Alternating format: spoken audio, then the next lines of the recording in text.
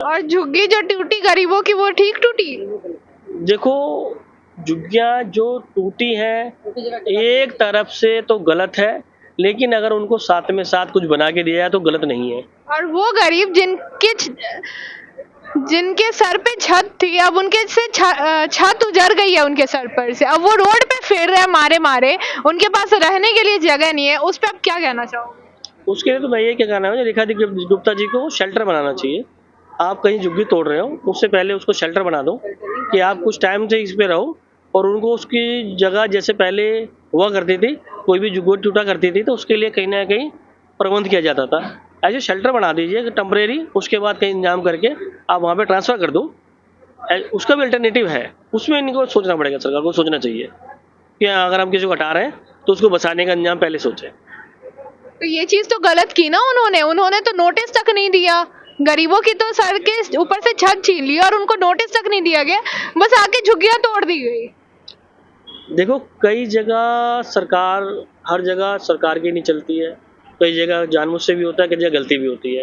अब इस आता है, रेखा जी दे रही है एक जगह के लिए, इनको यहाँ से हटा के वहाँ शिफ्ट करो, लेकिन उसका फायदा कुछ नीचे के लोग उठा लेते हैं। जो उनका फायदा बोलती वो कुछ और है, वो नीचे कर देते कुछ और है। ये हो रहा है। वो नहीं कह रही, वो किसी को उजाड़ नहीं रही है, वो हटा करके या तो बैक पीछे करवा रही है, जगह देने के लोगों को कि यहाँ से फायदा हो, लोग निकल सके। बट क्योंकि बहुत ज्यादा रोड गिर जा रहे हैं, झुग्गियाँ एकदम एक बनाई 4 बना दी उसकी जगह पर, तो जगह तो बिल्कुल रही नहीं। तो जो एक्स्ट्रा बनाई हुई हैं अनऑथराइज्ड है, उनको पीछे कर रही हैं या जगह दे रही हैं, लेकिन उसके बीच में जो बीच में है, कुछ लोग उनसे जो डाउन में है, कुछ लोग उनका फायदा उठा के उनका नाम लेकर के वो वैसे उजाड़ रहे हैं लोगों को। उनका नाम बदनाम किया जा रहा है खाली, और कर कोई और रहा है। ये बात हकीकत है। ये नहीं है कि रेखा गुप्ता ही गलत कर रही है, कहती है वो 5 काम करने को, लेकिन 10 होते हैं, तो उसमें जो नीचे के लोग हैं एक दूसरे पार्टी के भी होते हैं। जरूरी नहीं है कि पार्टी के अंदर कोई भेदी ना हो, हर पार्टी के अंदर हर पार्टी का भेदी होता है, तो कुछ ऐसे लोग भी तत्व हैं जो कि बदनाम भी करते हैं।